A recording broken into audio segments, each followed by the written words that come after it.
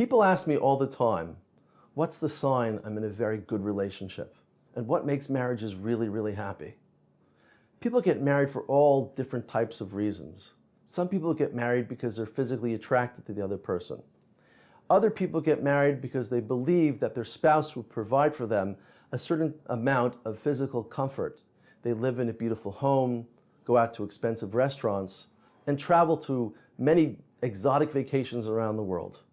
But what really brings happiness in marriage and in a relationship? The rabbis tell us a remarkable thing.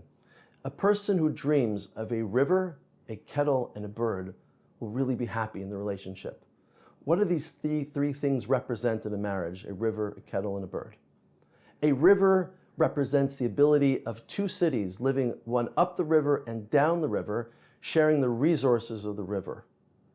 They get water from the river, they can wash their clothes from the river, they can travel on that river, and they could fish and get food from that river. That's a physical relationship.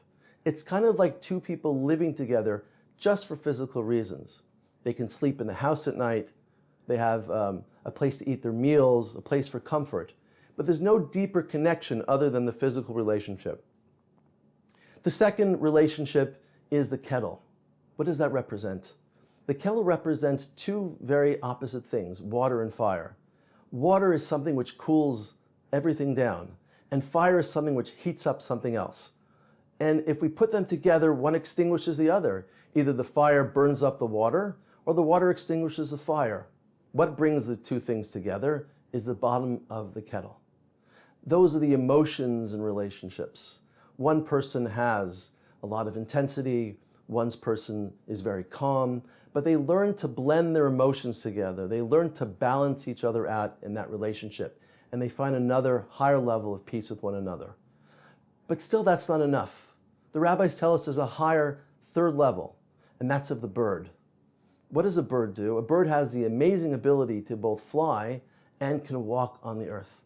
These are two very, very different things, walking and flying. But within one body of that bird, the bird can do both things.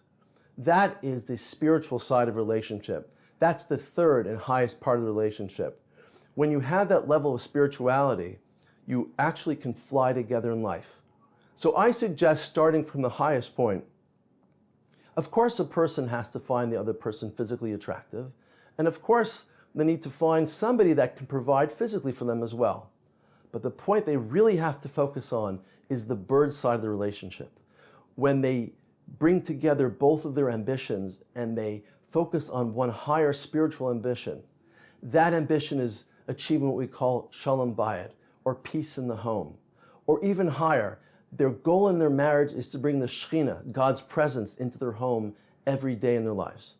Over the years, I've realized that the couples that focus primarily on that spiritual connection have the happiest marriages possible. Welcome to this new series on Hidabrut called Marriage Matters. My name is Rabbi Schonbuch, and I'm a licensed marriage and family therapist based in New York and around the world via Skype. On this important series, I will be answering your questions you have about marriage, relationships, dating, parenting, and about any issue dealing with family and relationships. But more than what I have to say, I want to hear what you have to say. So please email to this address and send in your questions, and I'll try to answer as many questions on this new show.